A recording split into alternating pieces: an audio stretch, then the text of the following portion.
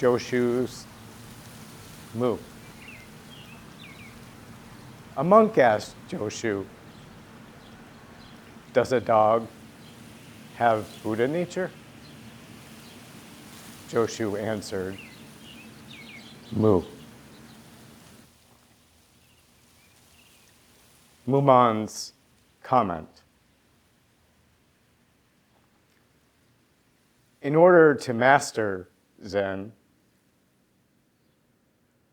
you must pass the barrier of the ancestors. To attain the subtle realization, you must completely cut off the way of thinking. If you do not pass the barrier and do not cut off the way of thinking, then you will be like a ghost clinging to the bushes and weeds. Now, I want to ask you, what is the barrier of the ancestral teachers? Why, it is the single word Mu. That is the front gate to Zen. Therefore, it is called the Mumonkan of Zen. If you pass through it, you will not only see Joshu face to face, but you will also go hand in hand with the successive ancestors, entangling your eyebrows with theirs, seeing with the same eyes, hearing with the same ears. Isn't that a delightful prospect?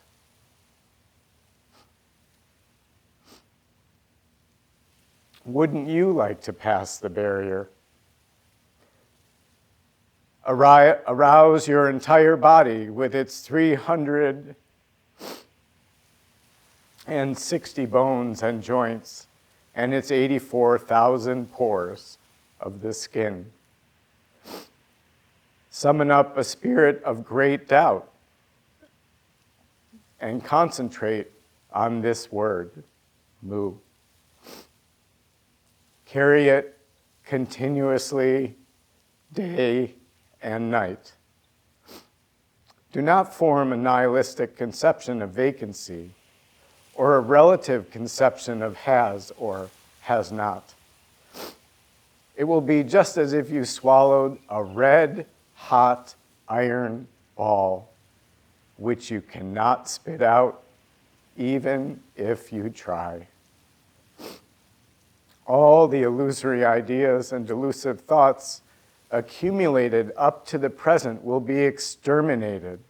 And when the time comes, internal and external will be spontaneously united. You will know this, but for yourself only, like a dumb person who has had a dream. Then, all of a sudden, an explosive conversion will occur, and you will astonish the heavens and shake the earth.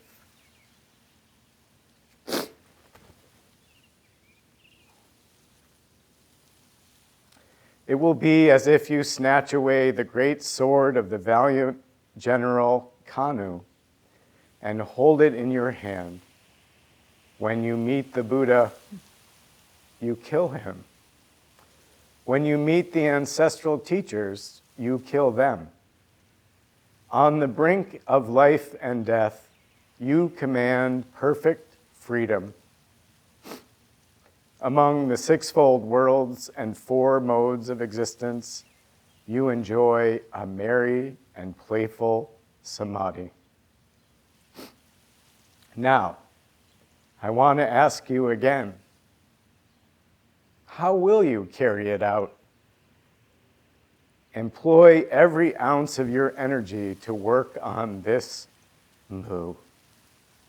If you hold on without interruption, behold, a single spark and the holy candle is lit.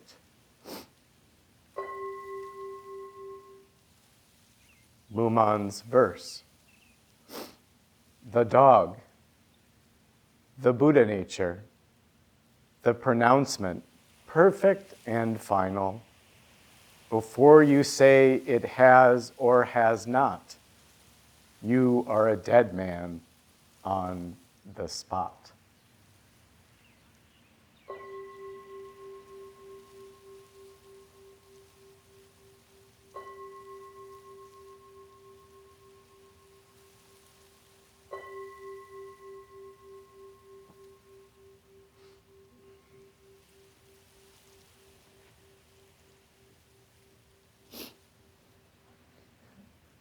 Please feel free to turn this way.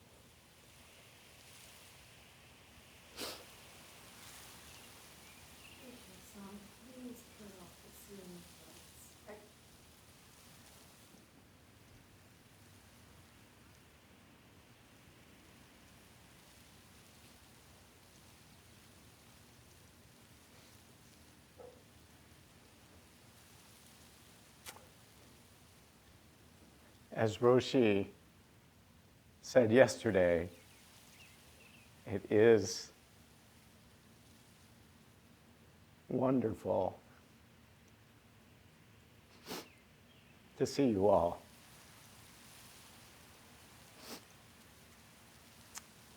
Tears of joy.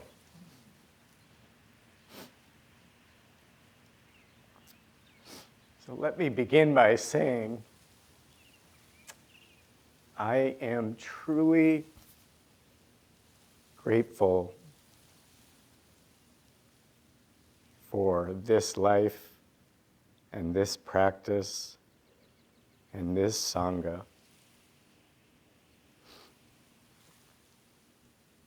I can't say that's always been the case,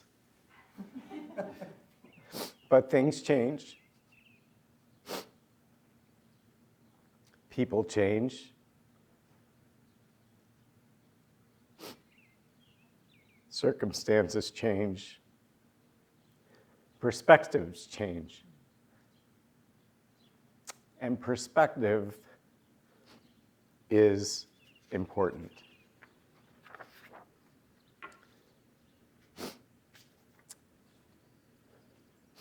I was born Samuel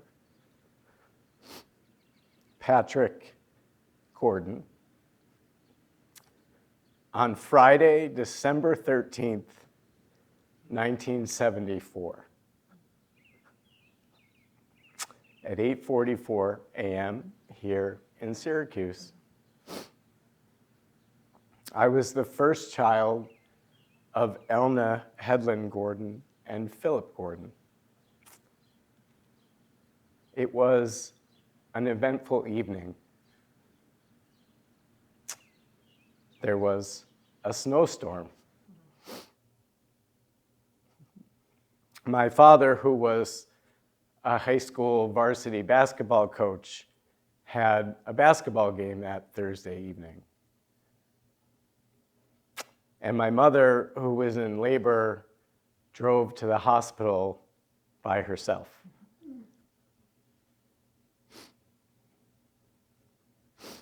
I was upside down and backwards in the womb, which is called frank breech.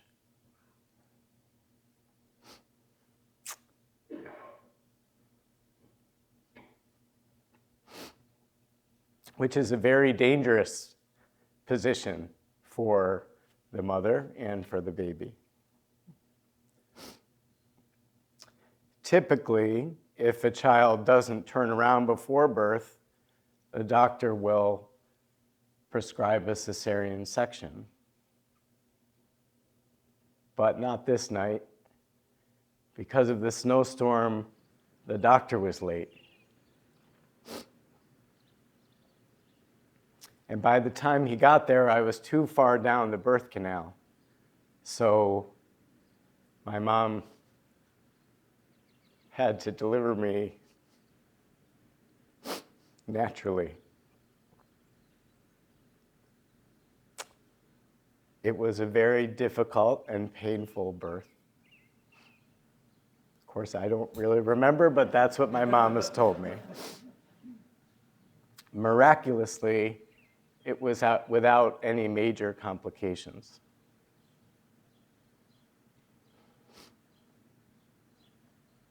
There were no birthing centers at that time, so my mom was laboring in a room all by herself with no one attending to her, and she was in so much pain she was banging her head against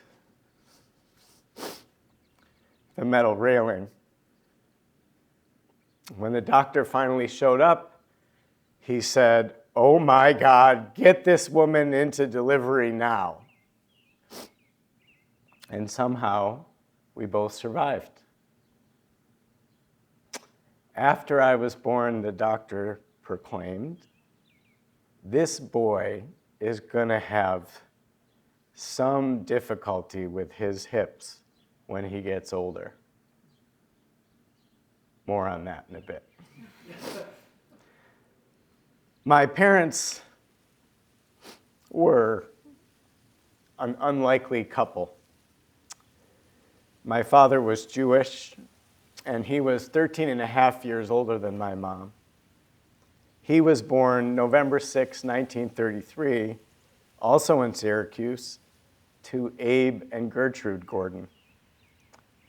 He grew up and came of age in the 1950s when Syracuse was a booming manufacturing center in the aftermath of World War II.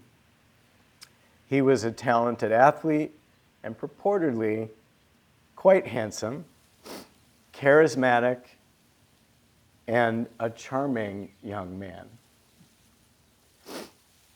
He was named the 1952 most outstanding athlete in Syracuse.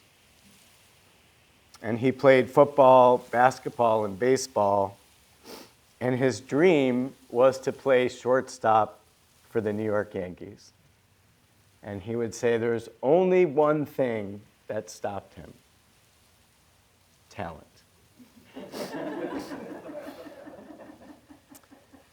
After attending Dean Academy Preparatory School in Massachusetts, he chose to attend St. Lawrence University in Canton as a college freshman. Canton, which is further in the North Country, what we call it, some folks here from the North Country, is where my mom was born.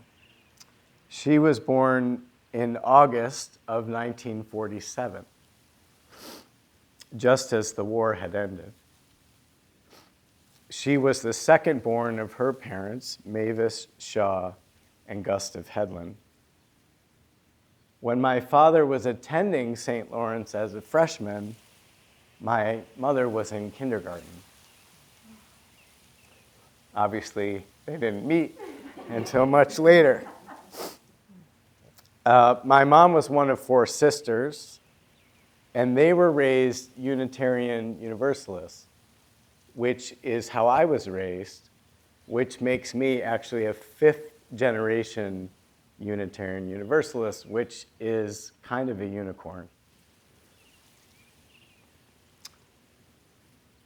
She went to SUNY Oswego and to become an English teacher, and she had dated the same person all through high school, all through college, and then at the end of college, they got married.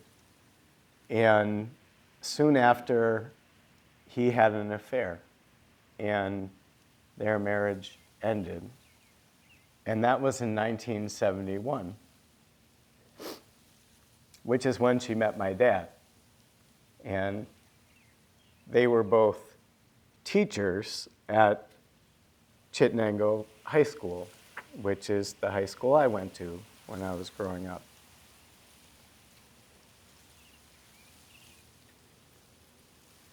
After I was born, my mom got pregnant a second time, and on June 4th, 1977, she had a baby girl named Catherine. My mom had been very sick during a portion of the pregnancy, and when Katie was born, she was born with blue baby syndrome. So one of the valves in her heart hadn't formed properly. So her blood wasn't properly oxygenated, so she was blue. That same year, at Johns Hopkins University, they perfected the treatment for blue baby. But unfortunately, it hadn't made it to Syracuse. So she lived for 2 days.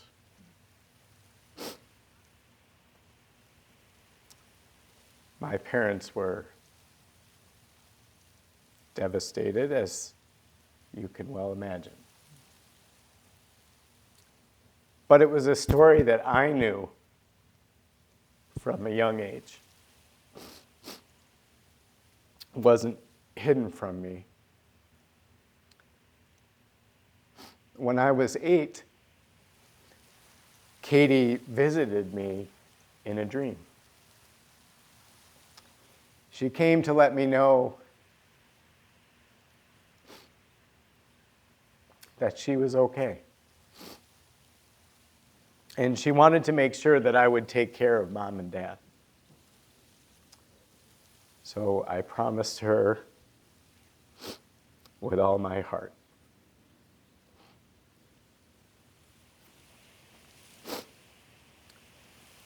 Fast forward to the spring of 1995. I'm now a sophomore at SUNY Oswego, which, if you were paying attention, was where my mom went to college.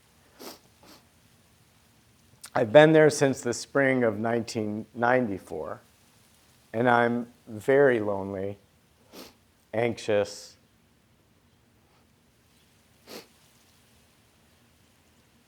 and unhappy. I set up an appointment with the counseling center, but it leaves me feeling like they don't know any better than I do what might help. Then I end up transferring to the SUNY College of Environmental Science and Forestry at the end of that school year. That summer, I start frequenting Seven Ray's bookstore on Westcott Street. I come across a small pamphlet titled Meditation Clues. So I buy it.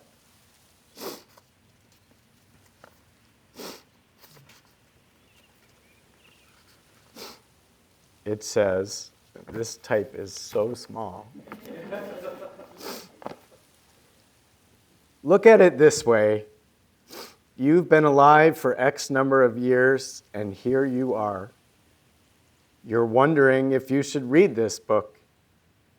And in order for you to even be holding this book, you've already been searching for something for a while. This is your work, and it's already well under progress. If you're finally ready to admit to yourself you can do it, then you're ready to meditate on it. The purpose of this book is to help you. You'll need a few clues or pointers, kind of like being shown the bottom of the pool, but you're the swimmer.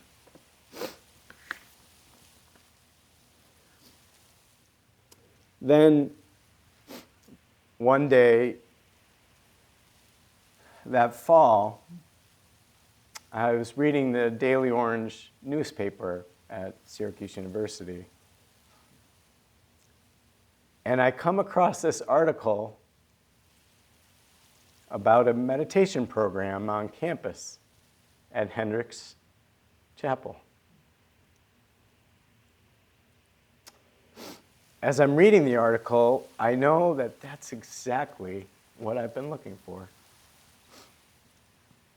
So I go. And I meet Saigyo, Terry Keenan, and Mokwan Karen Nezelik, who both have since passed.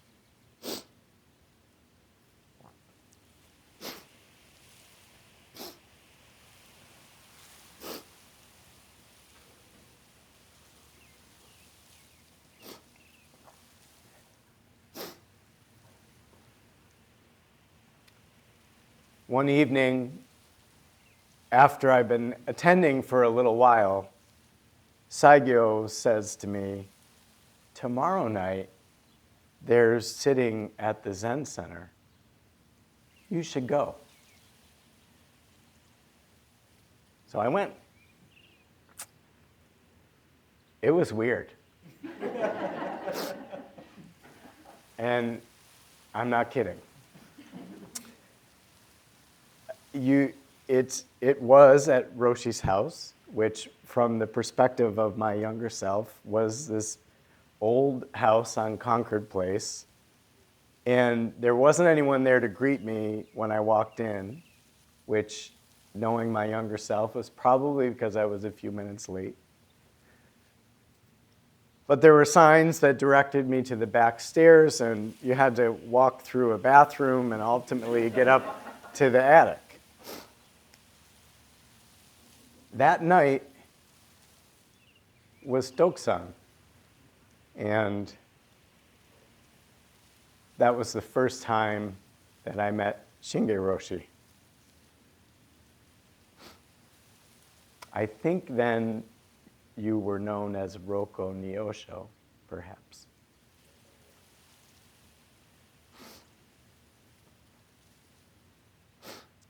In the attic zendo, I was seated next to Nikyu Robert Strickland sensei. After sitting, Nikyu, without words, showed me how to properly straighten the zafu on the zabuton so that the handle faced directly to the back. That simple, profound teaching sank all the way in.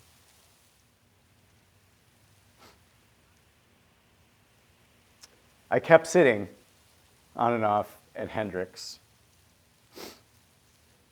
In the fall of 1998, I spent a semester in Barcelona. When I came back on a very rainy Saturday, sometime in the spring of 1999, I had this just indescribable urge to practice. So I drove over here because by that time, the Zen Center was here. And it was a Saturday, and I came across Roshi and Jikyo. And I don't remember exactly what they were doing, but they were getting ready for something. And they asked what I was doing here. And I said, I want to be a member. And Jikyo said something to the effect of, well, we don't have anything going on today, or something like that. And Roshi said, Jikyo,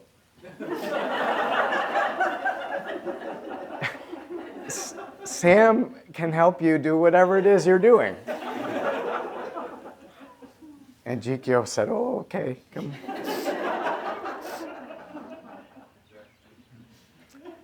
So I started sitting here and attended my first session here in the summer of 1999.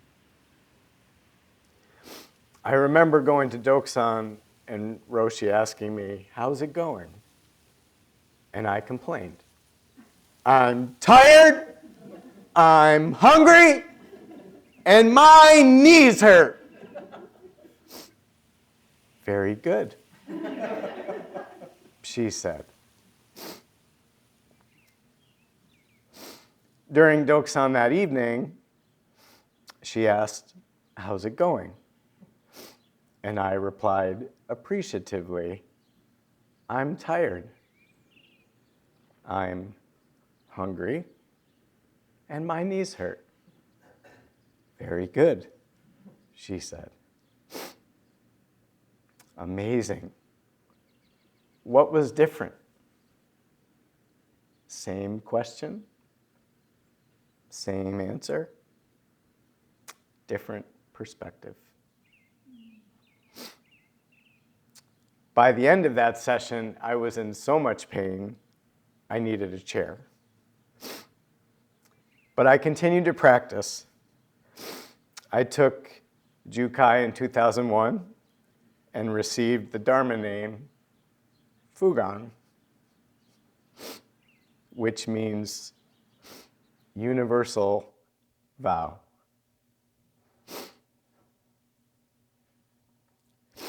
Beginning in 1999 and until 2003, I worked as a neighborhood planner for the city of Syracuse, which is actually what I had studied while I was at ESF. In 2002, the city elected a new mayor, and I survived the change in administration and got a new boss. He was kind of over his head, and he often felt threatened, and he usually took it out on me. At the time, I was engaged to my now wife, Julia, and she was at school at Xavier in Cincinnati, Ohio. One day, while she was home for Thanksgiving break, she said to me, I think we need a break. And our engagement ended. I was crushed. Around that time, there was a flyer on the bulletin board here at Hoenji for a work exchange program at DBZ. I was walking downtown one day during lunch, and I just thought came to me, and the thought was, I could die tomorrow. How do I want to live my life? So I asked Roshi if I could participate in the work exchange program.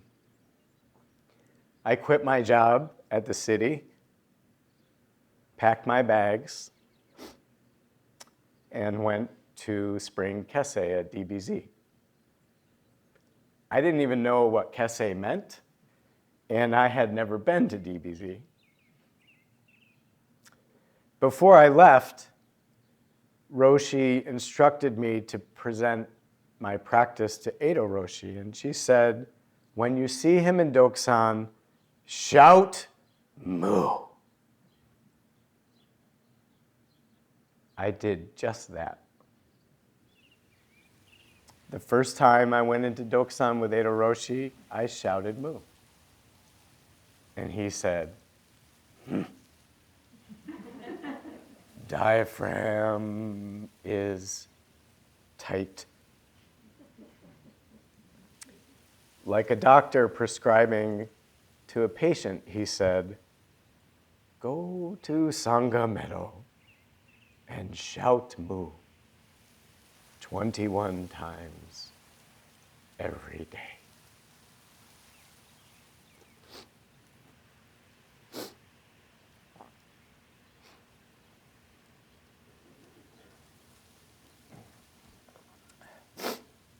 So I did. Every day.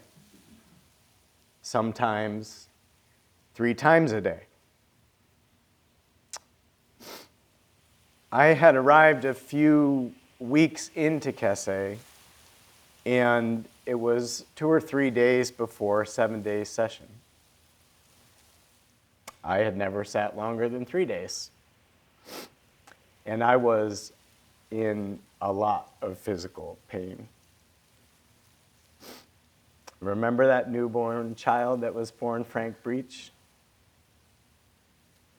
Those hips. The pain washed over me, and there was absolutely no escape. And I think that actually Shel Silverstein said it best in his poem called Sick, which isn't exactly the same, but you'll get it. I cannot go to school today, said little Peggy Ann McKay. I have the measles and the mumps, a gash, a rash, and purple bumps. My mouth is wet, my throat is dry. I'm going blind in my right eye. My tonsils are as big as rocks. I've counted 16 chicken pox. And there's one more. That's 17. And don't you think my face looks green? My leg is cut. My eyes are blue. It might be instamatic flu. I cough and sneeze and gasp and choke. I'm sure my left leg is broke. My hip hurts when I move my chin. My belly button's caving in. My back is wrenched. My ankle's sprained. My appendix pains each time it rains. My nose is cold. My toes are numb. I have a sliver in my thumb. My neck is stiff. My voice is weak. I hardly whisper when I speak. My tongue is filling up my mouth. I think my hair is falling out. My elbow's bent. My spine ain't straight. My temperature is 108. My brain is shrunk. I cannot hear. There is a hole inside my ear. I have a hangnail, and my heart is... What? What's that? What's that you say? You say today is Saturday? Goodbye. I'm going out to play.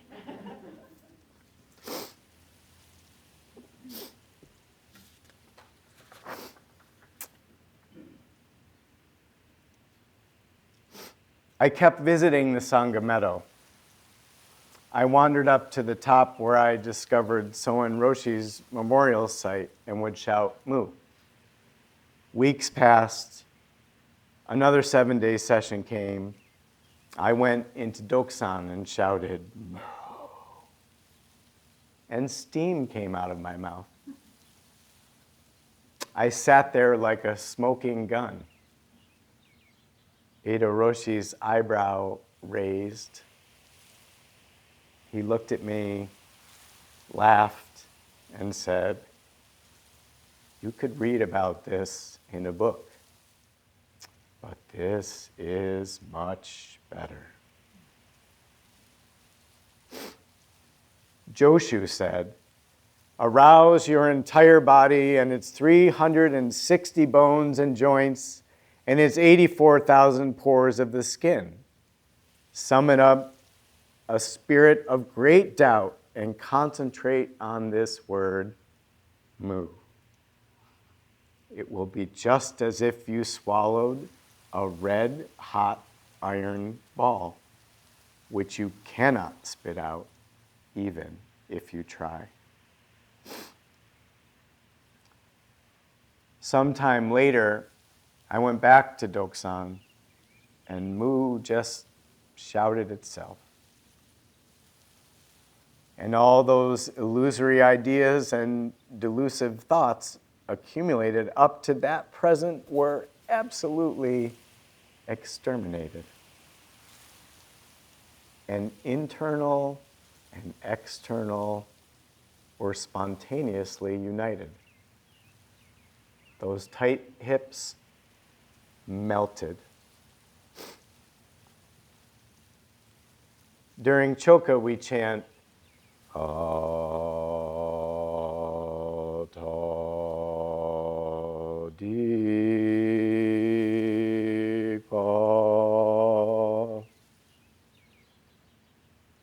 And as soon as I would begin chanting, steam would come out of my mouth again. And I could feel the remaining tension in my body melt away and come back and melt away and come back and melt away. One day, there was a phone call at the monastery. There was a person on the other end looking for Sam Gordon. Nobody knew who that was. Who is Sam Gordon? Eventually, someone figured it out and said, I think that's Fugan. So they came and found me. And next to the monastery store at DBZ, there's a little room that used to have I don't think it has a phone in it anymore, but it was a phone booth. So I took the phone call in the phone booth. And it was a guy that had worked for me when I worked for the city of Syracuse. And he was frantic, freaking out.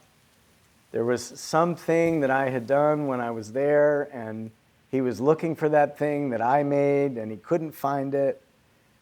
And it was really amazing, one, how wrapped up this person was in that trauma of the moment. And the fact that, he couldn't find that thing, but he found the phone number for the monastery that I was living at.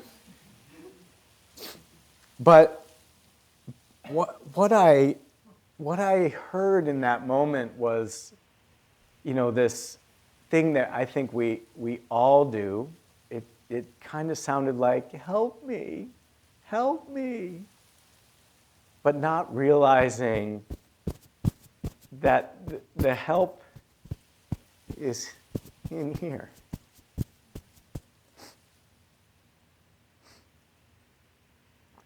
Speaking of that phone booth, my nephew, who is now 22, he was born while I was at DBZ. And I remember just knowing. I just knew that when he was born. So I called my brother John and I said, so what's his name? And he said, what do you mean? And I said, wasn't my nephew born? And he said, how did you know?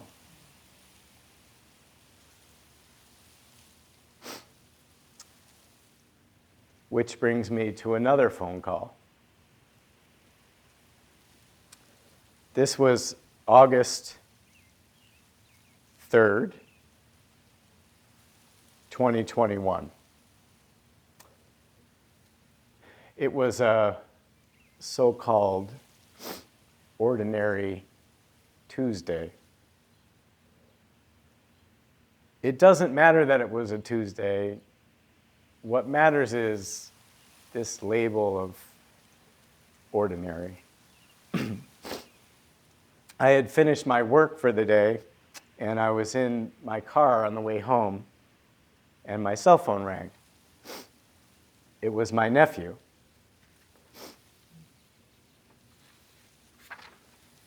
I said, hey, Bray, what's up? He said, have you heard from my dad? No, why? I asked. We can't find him. Not ordinary. I tried to call him. No answer.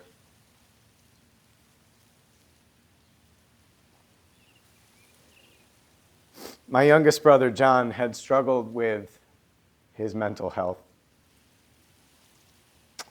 I came to understand that when he was 8, he was biking around our neighborhood and he fell off his bicycle and hit his head on a concrete curb.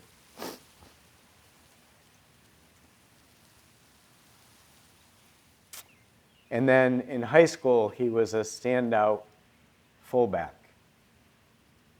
He was a lot bigger than me.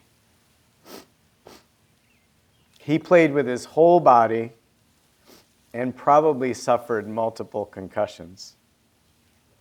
In 1999, which was his junior year in high school, his team made it to the sectional, they won the sectional championship and made it to the state semifinal game in the Carrier Dome.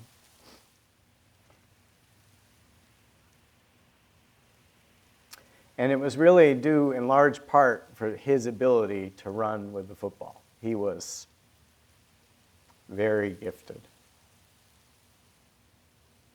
Because of that gift, he was recruited to play football at Hobart. But a week before he was supposed to start practice, he was playing a pickup basketball game and he twisted his ankle and was never the same.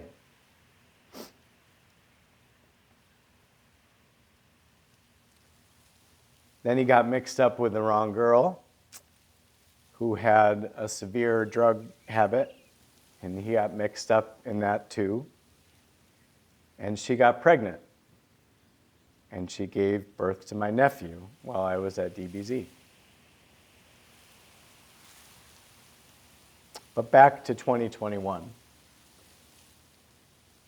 We called the police.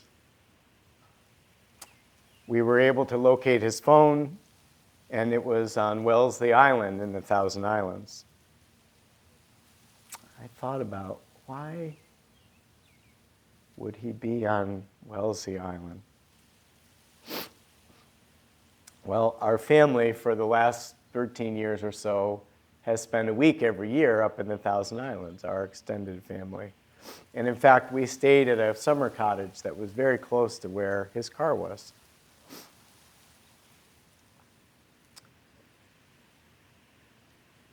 The police located his car, but he wasn't in it. And, we're thinking, where did he go? Did he walk to that cottage? What happened? Eventually, I had to go to sleep that night. So I put my head down on the pillow, and I knew.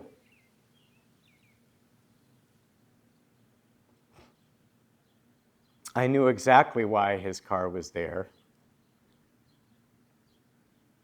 and exactly what had happened.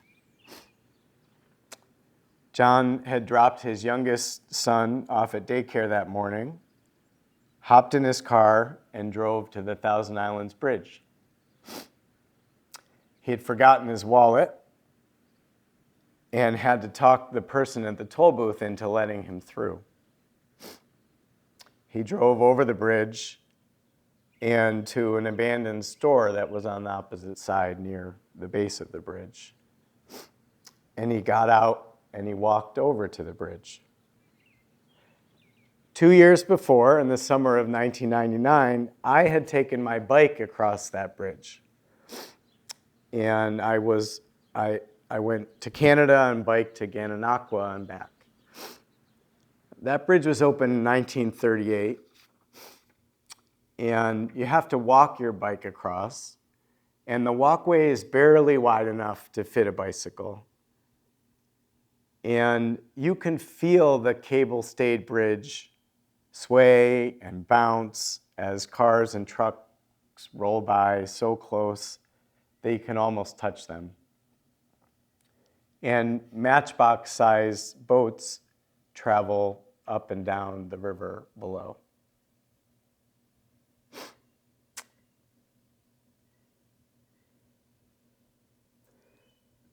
John walked out to the center.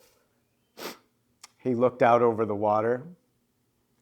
He removed his favorite necklace and hung it on the steel of the bridge.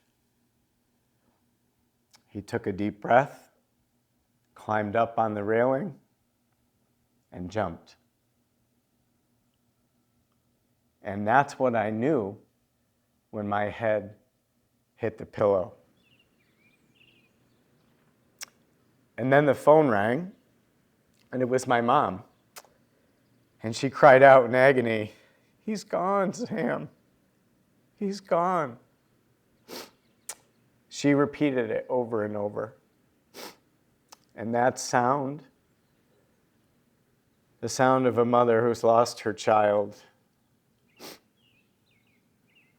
this was no ordinary Tuesday.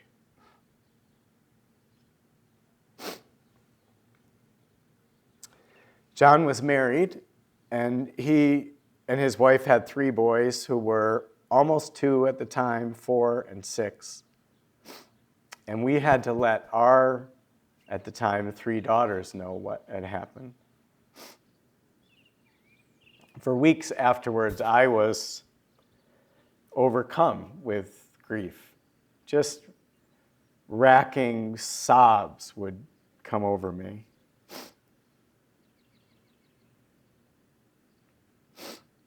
And I let them wash over me.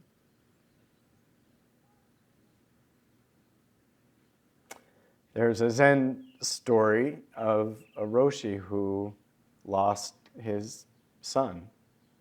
And one of his students says to him, "Roshi, you're a great master. Why are you crying? Aren't you over that?" And the Roshi says, "I'm crying because I'm sad."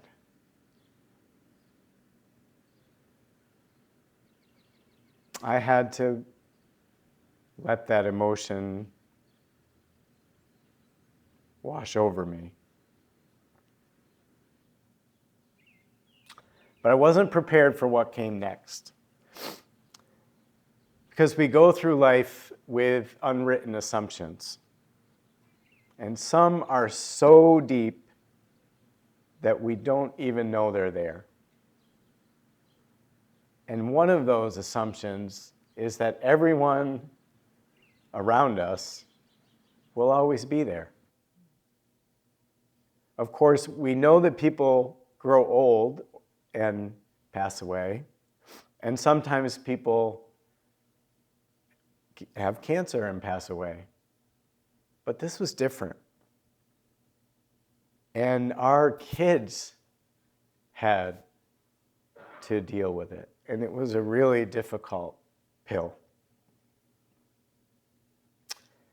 That fall, Julia and I got a call from our oldest daughter's high school counselor.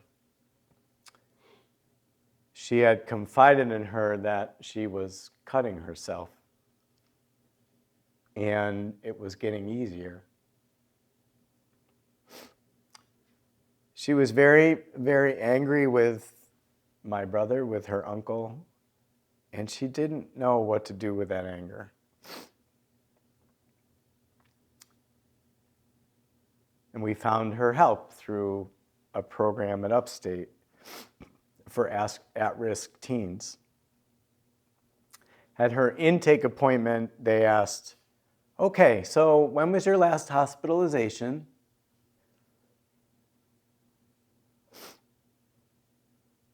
And at that moment, I just felt Kanze on namu butsu yobutsu and yobutsu and buboso, and I had to let go. Let go of any idea of what I should or shouldn't do. And I leaned into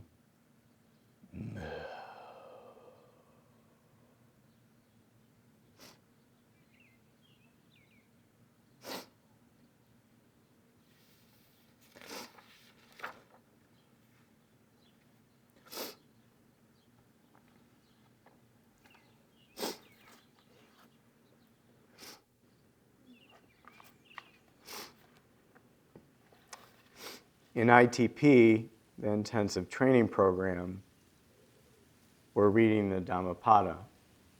And this past Tuesday, we were reading the introduction together.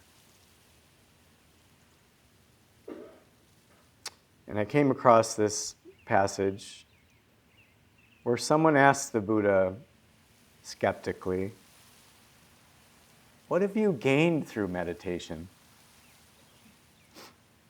The Buddha replied, "Nothing at all." Then, Blessed One, what good is it? Let me tell you what I lost through meditation. Sickness, anger, depression, insecurity, the burden of old age, and the fear of death. That is the good of meditation, which leads to nirvana.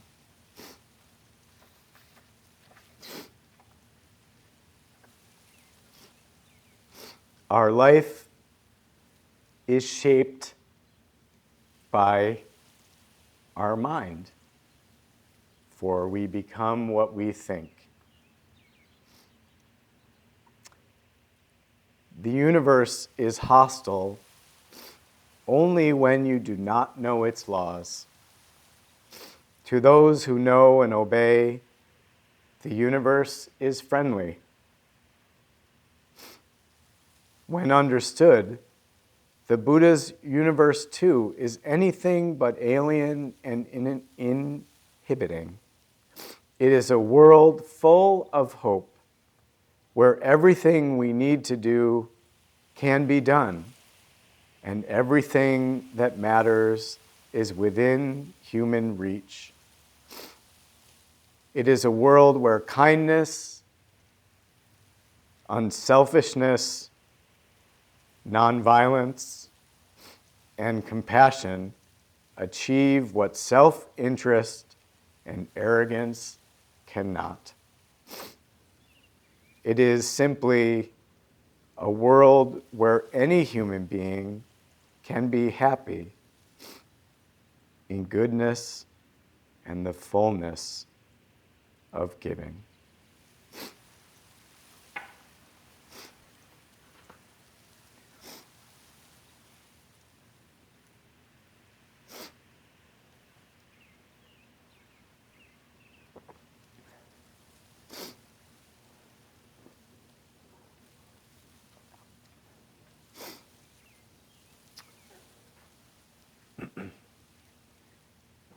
This evening, I'll be heading to Chittenango High School to celebrate my brother John as he will be posthumously inducted, along with two other teammates who have passed on, and the rest of his team from 1999 into the Chittenango High School Sports Hall of Fame.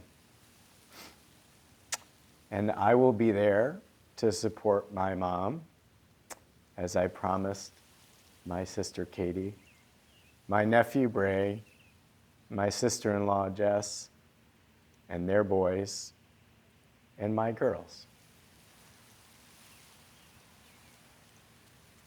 Now,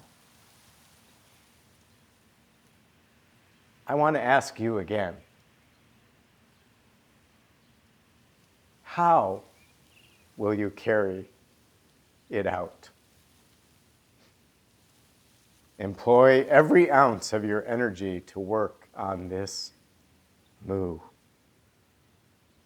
If you hold on without interruption, behold a single spark, and the holy candle is lit.